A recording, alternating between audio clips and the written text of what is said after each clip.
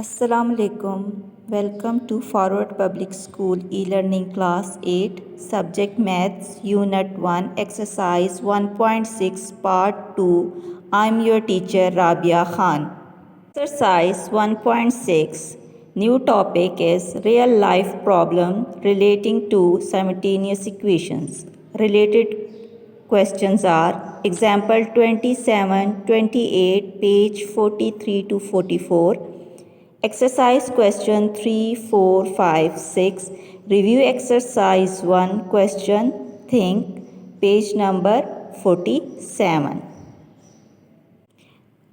Now we start question number 3.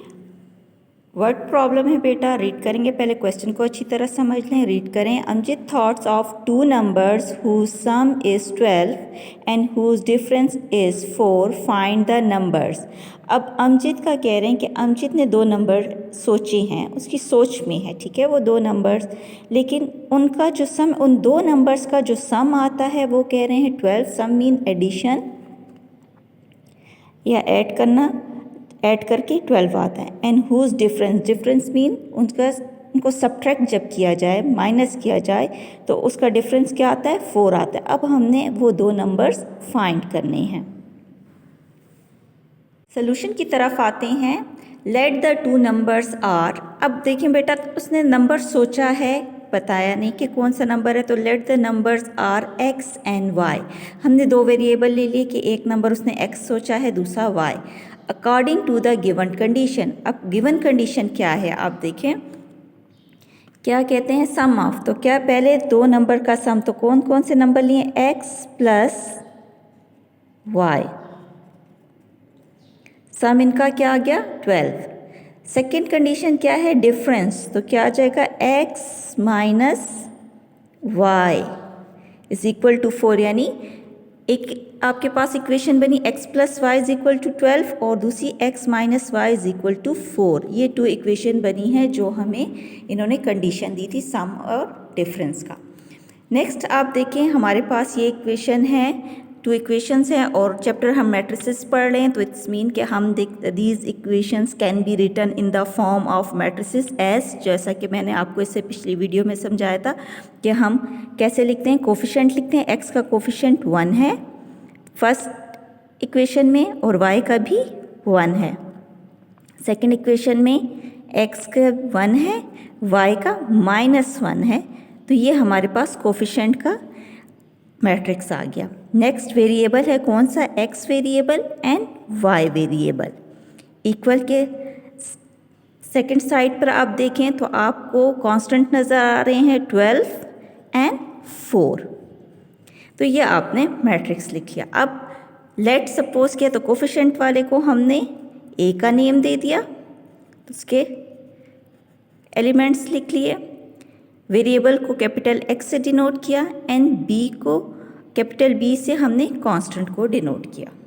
अब a b हमारे पास आ चुका है, a b और x मैट्रिक्स हम ले चुके हैं, लेकिन यहाँ पर हम a और b से काम करते हैं। अब देखें, a को हमने डिटर्मिनेंट लिया है, तो हमने इसके मैट्रिक्स का को भी डिटर्मिनेंट में लिख दिया, और डिटर्मिनेंट में मेन डायगोनल मल्टीप्लाई हो गया 1 इंटू -1 माइनस फार्मूले का and 1 into 1 second diagonal multiply, तो -1 into 1 -1 and minus and 1 into 1 1, तो माइनस माइनस प्लस हो जाएंगे, लेकिन साइन माइनस के, तो -2 a determinant is equal to -2, it's mean it's not equal to 0। ज़ाहिर है डिटर्मिनेंट 0 हो गया, तो फिर हम इस पर कोई रूल अप्लाई नहीं कर सकते। Using Cramer's rule. अब जो वर्ड प्रॉब्लम है, इसमें आपकी मर्ज़ी है कि आप क्रैमर रूल से करना चाहती हैं या इन्वर्जन मेथड से, इट्स अप टू यू कि आप जो भी रूल अप्लाई करें। मैंने क्रैमर रूल्स अप्लाई किया है, आप इन्वर्जन से भी इसको चेक कर सकती हैं, दोनों से सेम ही आंसर आएगा। अब ax, आपको पता है ax के लिए हम क्या करते हैं कि x वाला जो हमारे पास कॉलम होता है, यहाँ पर आप देख रहे हैं कि 1 1 जो है क्या है? x के कोफिशिएंट है, ये किससे रिप्लेस हो जाएंगे? b से। 12 एंड 4 आ जाएगा यहाँ पर, और y वाला एज इट इज़ आ जाएंगे।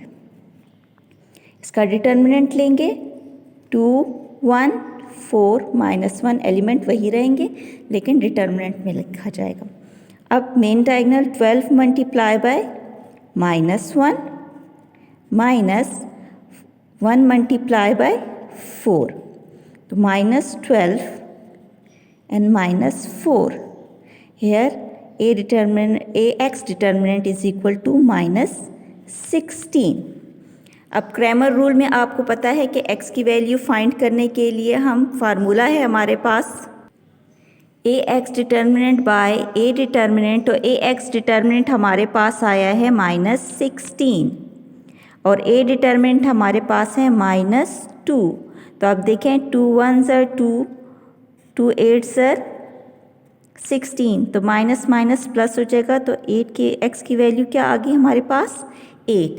इसी तरह हम ए वाई फाइंड करेंगे. फॉर ए वाई क्या करेंगे, x के कोफिशेंट एज इट इज़ रहेंगे जो आपको ऊपर मैट्रिक्स में नज़र आ रहा है 1 1 है.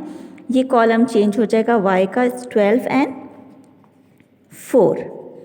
इसको हम डिटर्मिनेंट में लिखेंगे, तो डिटर्मिनेंट में हमारे पास एलिमेंट्स वही रहेंगे, सिर्फ स्क्वायर मैट्रिक्स हमारे पास डिटर्मिनेंट में चेंज होगा. Main diagonal multiply by 1 multiply bye 4 and 12 multiply by 1, तो आपके पास 4 माइनस 12, 4 माइनस 12 माइनस 8, तो हमारे पास A Y determinant is equal to -8 आ गया. So y is equal to find करने के लिए A Y determinant divided by A determinant. A Y determinant is -8 and a determinant is 2. 2 1s are 2, 4s are 8. हमारे पास y की value is 4. So the two numbers are 8 and 4. हमारे पास दो numbers क्या आ गए 8 and 4. तो या आप इस तरह भी लिख सकते हैं, first number is 8, second number is 4. This is our required numbers. Question number 4. The length of rectangular playground is twice its width. The perimeter is 30. Find its dimension. अब क्वेश्चन क्या है इसको समझ लें. लेंथ ऑफ रेक्टेंगुलर क्या है, एक rectangle को आपको मालूम है कि अपोजिट साइड क्या होते हैं, पैरेलल होते हैं, और विड्थ और लेंथ जो है इनकी डिफरेंट होती है. प्लेग्राउंड की बात कर रहे हैं, वो कहते हैं कि प्लेग्राउंड के जो विड्थ है लेंथ उसका डबल है, ठीक है, और उसके पेरीमीटर मीन बाउंड्री, एक रेक्टेंगल के जो बाउंड्री है उसको पेरीमीटर कहते हैं. उसके क्या दी गई है 30. Find is dimension. Dimension mean वही लेंथ और विड्थ ही फाइंड करना है, ठीक है. Start solution. Let width of rectangular playground is equal to x. हमने पहले विड्थ क्यों लिया, क्योंकि विड्थ का ही उन्होंने कहा था कि विड्थ जो है लेंथ उसका डबल होगा, तो हमने पहले विड्थ ले लिया, इसको हमने x ले लिया. Length of the rectangular playground इसको y से लिया, कि हमें दो वेरिएबल चाहिए, वो ले लिया हमने according to the given condition. अब कंडीशन हमें यही गिवन है ना कि विड्थ जो है वो डबल है लेंथ का, या लेंथ जो है वो 2 टाइम्स विड्थ के है. तो हमारे पास लेंथ क्या है y इज इक्वल टू किसके है विड्थ 2x, यानी डबल है x, ठीक है. और अब हम इससे इक्वेशन बना सकते हैं. क्या कर सकते हैं, y माइनस y कर लेंगे और 2x माइनस y, ये कैंसिल हो जाएगा. तो आपके पास क्या आ जाएगा 0 और ये 2x माइनस y, और आप इसको लिख सकते हैं 2x minus y is equal to 0. ये आपके पास इक्वेशन 1 आ जाएगा. हमें क्या गिवन है, पेरीमीटर ऑफ रेक्टेंगुलर प्लेग्राउंड जो था इज इक्वल टू, पेरीमीटर का फार्मूला है 2 इंटू लेंथ प्लस विड्थ, यानी आपने लेंथ और विड्थ को ऐड करना है और मल्टीप्लाई करना है 2 से. तो पेरीमीटर ऑफ रेक्टेंगुलर प्लेग्राउंड हमें क्या गिवन है 30, तो हमने 30 लिखा, equal to 2 into y plus x. अब एल हमारे पास लेंथ हमने क्या लिया है y, और विड्थ हमने क्या लिया है x, तो हमने लेंथ और वेट की जो वैल्यू जो वेरिएबल ली है वो यूज़ किए हमने यहाँ पर। अब हम क्या करेंगे 30 एंड आप क्या कर सकते हैं, यहाँ पर ये 2 है, हम इस 2 को डिवाइड कर देंगे बोथ साइड, तो ये 2 2 से कैंसिल हो जाएगा, ये 2 और ये 2 1 ज़र 2 और 2 5 ज़र 10, तो आपके पास 15y प्लस x आ गया। अब आप इसको इस तरह भी लिख सकते हैं क्योंकि चेंज कर लेंगे, x plus y is equal to 15, ये हमारे पास दो इक्वेशन आ गए। Therefore we have equations 1 and 2 as, अब हमारे पास फर्स्ट इक्वेशन क्या है 2x minus y is equal to 0, first equation. Second equation is x plus y is equal to 15। हमने दो इक्वेशंस बना लिए। अब चूंकि ये वही मैट्रिसेस वाला चैप्टर है तो हमने इनको मैट्रिक्स के फॉर्म में लिखना है। Writing in the form of matrices as, coefficient लिखेंगे 2x का और y का -1, इस x का 1 एंड इस y का 1, variable x y and b हमारे पास जो इक्वल टू कांस्टेंट है मैट्रिक्स 0 एंड 15।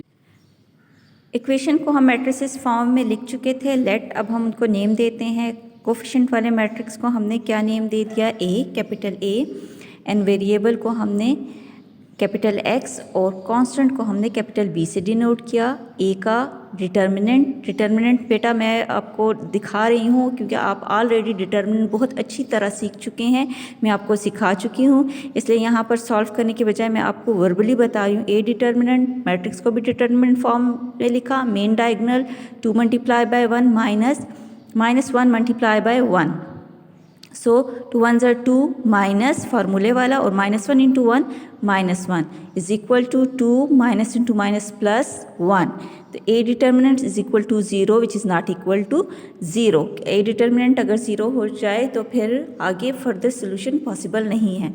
सो ये नॉट इक्वल टू 0 आ गया, तो using Cramer's rule for AX आपको पता चल गया है कि X वाला कॉलम जिसमें X के कोफिशिएंट होते हैं वो चेंज हो जाता है B के कॉलम से। तो हमारे पास A में x के कॉलम कौन सा है 2 और 1 वाला, तो 2 की जगह 0 हम लगाएंगे एंड 1 की जगह 15 और y का एज इट इज़ आ जाएगा। AX का डिटर्मिनेंट लिखेंगे, स्क्वायर ब्रैकेट्स चेंज हो जाएगा डिटर्मिनेंट में और एलिमेंट एज इट इज़ आ जाएंगे। फर्स्ट डायगोनल के एलिमेंट मल्टीप्लाई होंगे 0 into 1 minus, second diagonal -1 into 15, यहाँ से 0 आ गया, ये -15, तो ये हमारे पास 15 आ गया, यानी AX determinant is equal to 15। तो हमारे पास x फाइंड करने का फार्मूला क्या है, AX determinant divide by A determinant, तो AX determinant is 15, A determinant is 3, तो 3 1 ज़र 3, 3 5 ज़र 15, आपके पास x की वैल्यू आ गई 15। अब नेक्स्ट हम फाइंड करेंगे y की वैल्यू फाइंड करने के लिए AY में अब हमारे पास x का कोफिशिएंट वैसे ही रहेंगे, y के कोफिशिएंट जो -1 एंड 1 है वो चेंज हो जाएगा। फर्स्ट वाला -1 0 और 1 की जगह 15 आ जाएगा। अब इसको भी डिटर्मिनेंट में लिख लेना है, तो 2 0 1 15। अब main diagonal 2 into 15 minus 1 into 0, 30 आ गया हमारे पास -0, तो AY determinant is 30। y find करने के लिए फार्मूला है AY determinant divided by A determinant. AY determinant is 30 and A determinant is 3, तो 3 1 ज़र 3 10, तो हमारे पास क्या आ गया 10। तो so the length of playground क्या आ गया 10 and width of playground is 5। तो आप खुद देख सकते हैं कि हमारे पास प्लेग्राउंड जो के लेंथ जो है वो डबल है, यानी विड्थ के डबल है, जो हमें कंडीशन की गिवन थी कि length is twice of width. तो यही हमारा रिक्वायर्ड आंसर था, हमने लेंथ और विड्थ फाइंड करना था जो डायमेंशन भी कहलाता है। Exercise 1.6 question number 5। Question read करूँगी। 3 bags and 4 pens together cost 257 rupees, whereas 4 bags and 3 pens together cost 324 rupees. Find the cost of a bag and 10 pens. अब क्या कहते हैं कि 3 बैग्स हैं यानी 3 बैग हैं और 4 पेन होंगे, तो इन दोनों को मिला के जो कॉस्ट बनती है वो 257 रुपीज़ बनती है।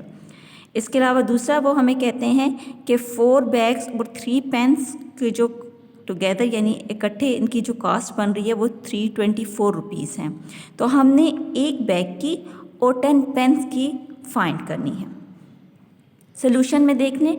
लेट कॉस्ट ऑफ 1 बैग हमें मालूम नहीं, तो हम इससे क्या ले लेंगे x, and cost of 1 pen के हम फाइंड करेंगे तो ही हम 10 पेन की फाइंड कर सकते। तो 1 पेन के हमने y ले लिया। According to the given condition, जो कंडीशंस हमें गिवन है, तो बैग के लिए देखें 3 बैग्स एंड 4 पेन। तो 3 बैग्स क्या करेंगे 3x plus 4y is equal to cost is 257। Equation 1 बन गई। नेक्स्ट आपके पास है 4 बैग्स यानी 4x plus 3 pen 3y is equal to 324। ये हमारे पास दूसरी इक्वेशन बन गई। ये 2 लीनियर इक्वेशंस हमारे पास आ गई। These equations can be written in the form of matrices as. अब मैट्रिसेस में आप बहुत अच्छी तरह सीख गए हैं, फिर भी मैं दिखा रही हूँ। कोफिशिएंट देखें, फर्स्ट का 3 एंड 4, सेकेंड में 4 and 3, variable x and y, and constant is 257 324। Let's suppose, अब इनको नेम दे दिया। कोफिशिएंट वाले को कैपिटल A से लिख लिया, वेरिएबल्स वाले को कैपिटल X से डिनोट किया, एंड कांस्टेंट को कैपिटल B से। अब A का डिटर्मिनेंट फाइंड करना है, तो हम पहले डिटर्मिनेंट फॉर्म में लिख लेंगे। Main diagonal 3 into 3 minus 4 into 4, 9 minus 16। तो हमारे पास A डिटर्मिनेंट क्या आ गया -7। Using Cramer's rule for AX, replacing coefficient of x in A by B। अब A हमारे पास 3 4 4x मैट्रिक्स है एंड B हमारे पास कॉलम मैट्रिक्स है 257 एंड 324। AX के लिए आपको पता है x कहाँ से B का इस जगह पे रिप्लेस कर देंगे, यानी 3 की जगह आप लिखेंगे 257 एंड 4 की जगह आप 324। ये 4 एंड 3y के कॉलम एज इट इज़ रहेगा। अब इसको आपने डिटर्मिनेंट फाइंड करना है।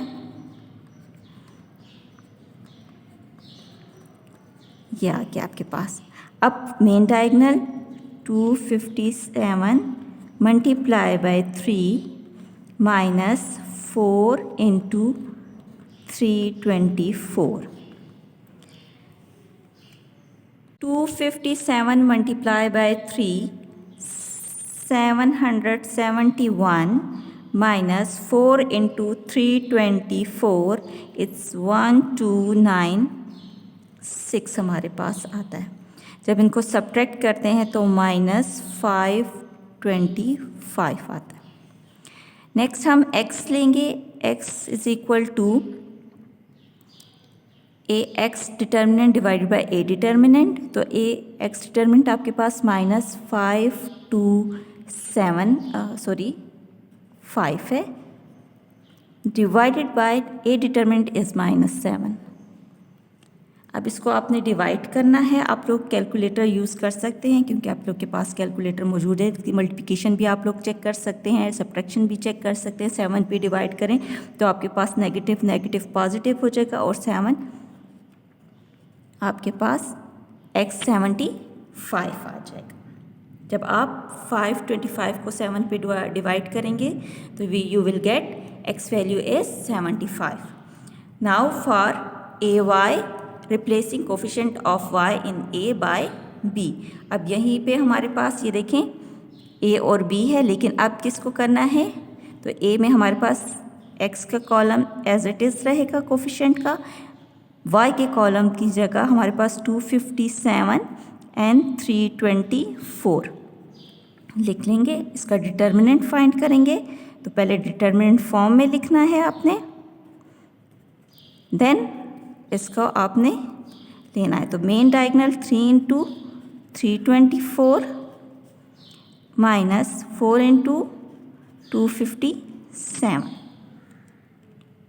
अब 3 इंटू 324 से आंसर आपके पास आता है 972 माइनस 4 इंटू 257 1028, सब्ट्रैक्ट करते हैं तो -56, यानी A Y determinant is equal to -56। अब ए वाई डिटर्मिनेंट हमारे पास -56 आ गया। वाई की वैल्यू फाइंड करेंगे, तो वाई की वैल्यू आपको मालूम है A Y determinant divided by A determinant से आता है, तो हम इधर लिखेंगे -56 डिवाइडेड बाय -7।